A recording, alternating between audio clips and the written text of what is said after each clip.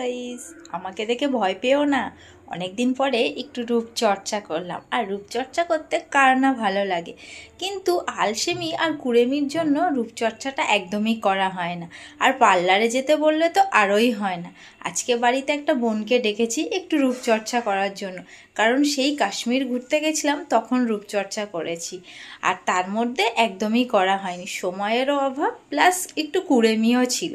তো আজকে ওই বোনটা এসে সবাইকে একটু রূপচর্চা করে দিল। তো এবার দেখার পালা রেজাল্টটা।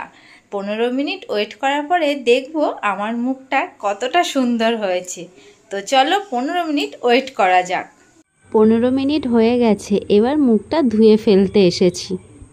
মুখটা ধুতে শুরু করে দিয়েছি, শুকিয়ে গেছে তো অনেকটা টাইম লাগে মুখটা ধুতে। এবার বলো কতটা গ্লো হয়েছে, রেজাল্টটা তোমরাই বলো। চলো টাটা।